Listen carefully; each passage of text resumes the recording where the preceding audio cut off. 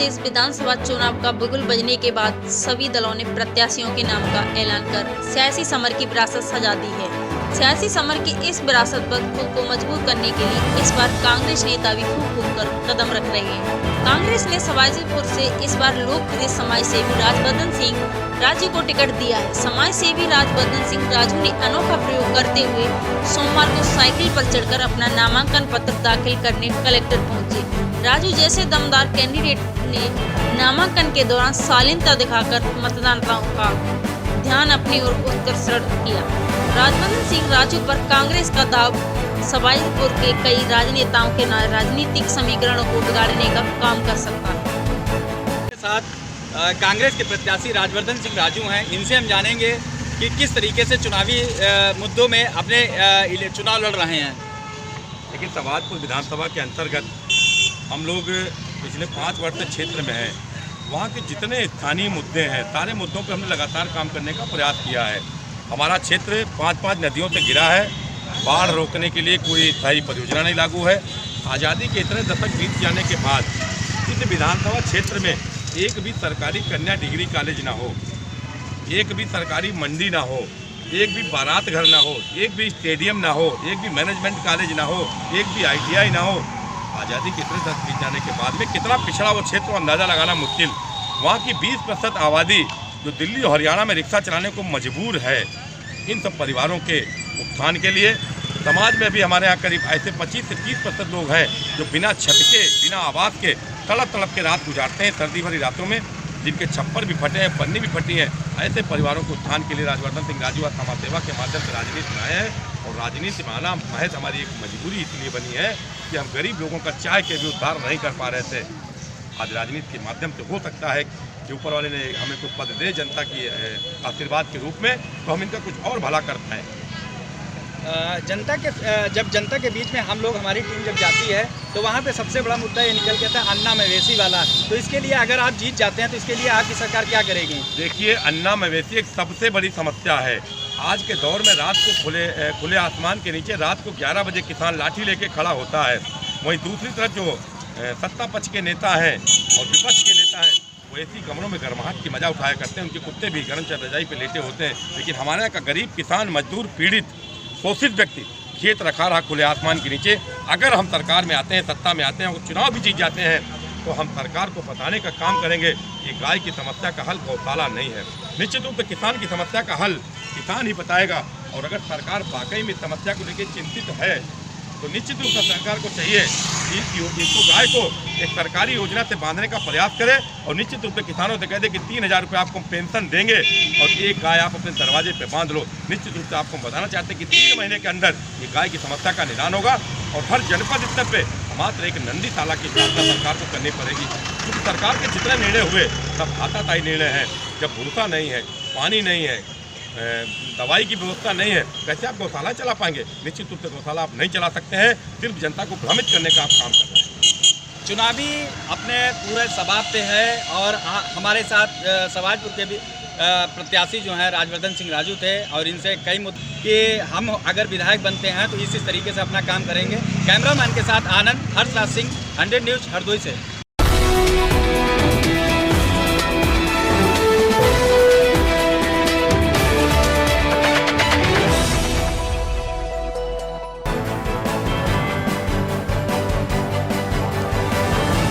विधानसभा चुनाव को लेकर हर जगह सरगर्म जोरों से पर है। वहीं दूसरी ओर आज हरदोई सादाबाद सीट से प्रत्याशी और मौजूदा विधायक रजनी तिवारी का एक वीडियो सोशल मीडिया पर जोरों से वायरल हो रहा है। इसमें अपने समर्थकों को संबोधित करते हुए रजनी तिवारी ने जहां अपने से बिछड़ने का दुख व्यक्त किया, तो वहीं दूसरी ओर विपक्षियों द्वारा उठाए गए सवालों पर मुंहतोड़ जवाब दिया। उन्होंने कहा कि हरदोई में मेरी ससुराल, बिलग्राम में मेरा मायका, कैसे हुए हम बाहरी। सपा वाले कहें हम बर्दाश्त करें, बसपा वाले कहें हम बर्दाश्त करेंगे, अपने लोग कहेंगे तो बर्दाश्त नहीं होता। अपनी ही पार्टी के बागियों की टिप्पणियों से हाथ होकर भावुक हुई शाहबाद से बीजेपी प्रत्याशी रजनी तिवारी। इस्तेमाल किए थे शब्द, कहा कि मैं पराई हो गई। हरदोई जनपद में मेरा मायका, हरदोई जनपद में मेरी ससुराल, मैं कैसे पराई हो गई हरदोई की।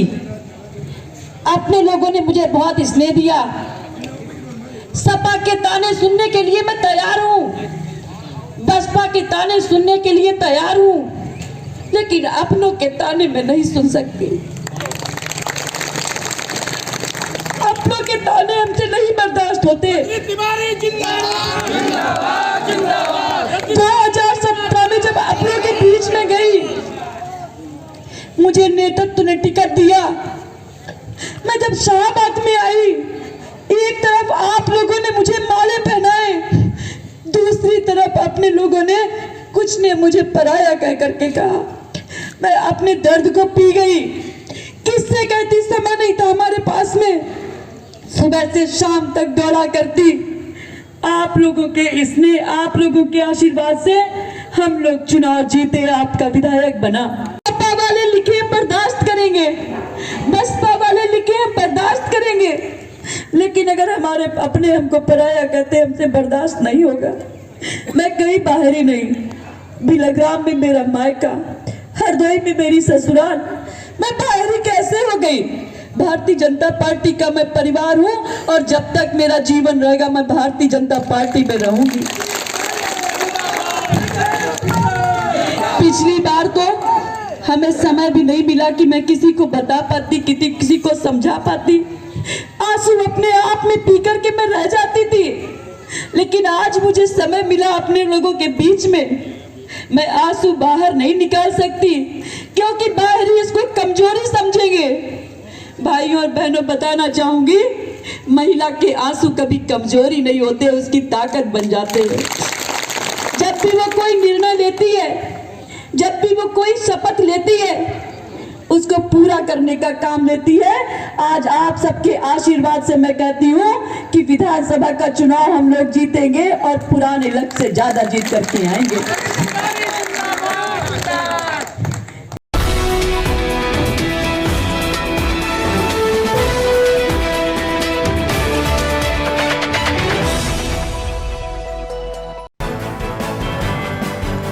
गोपामो बसपा प्रत्याशी सर्वेश जनसेवा को मिल रहा जन समर्थन।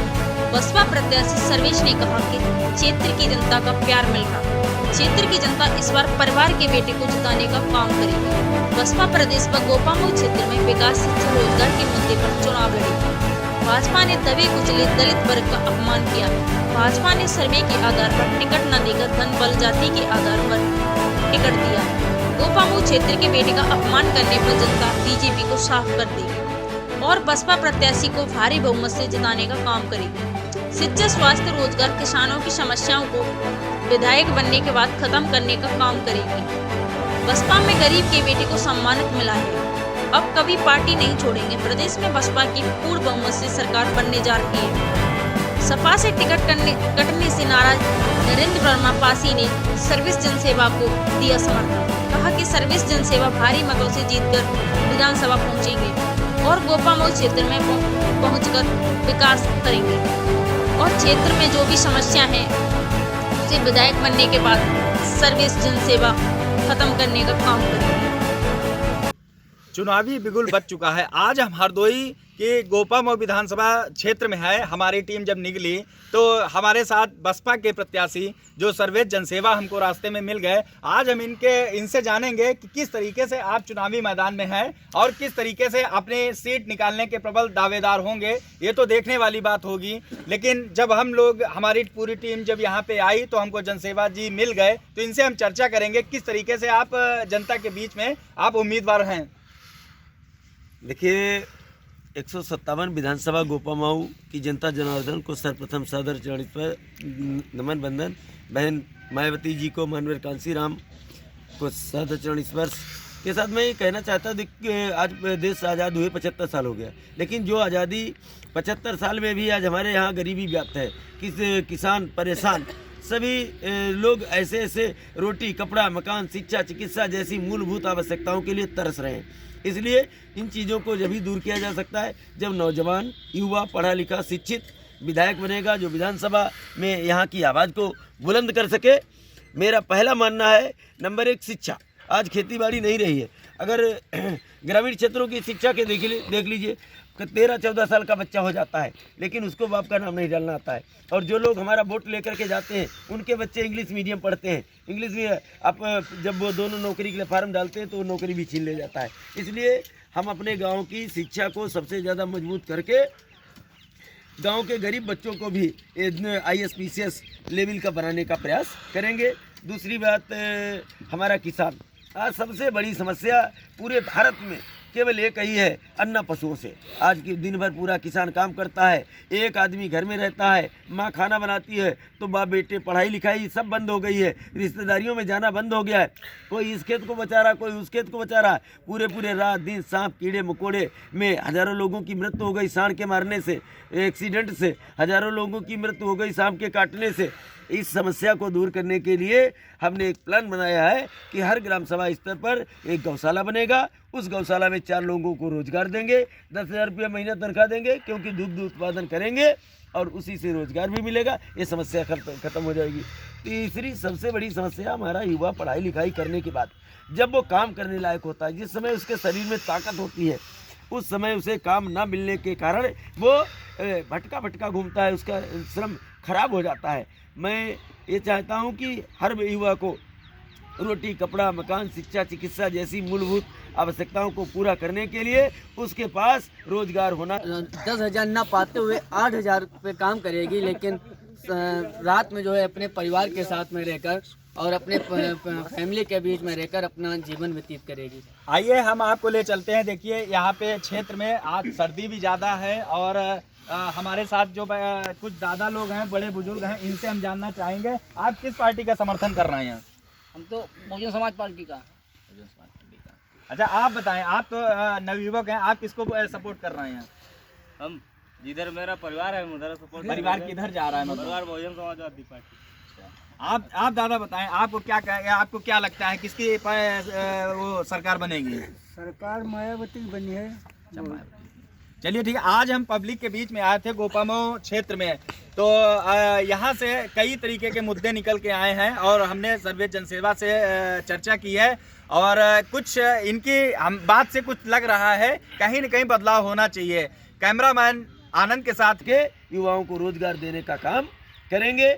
और शिक्षा है, चिकित्सा है, आज अस्पतालों की दशा देख लीजिए।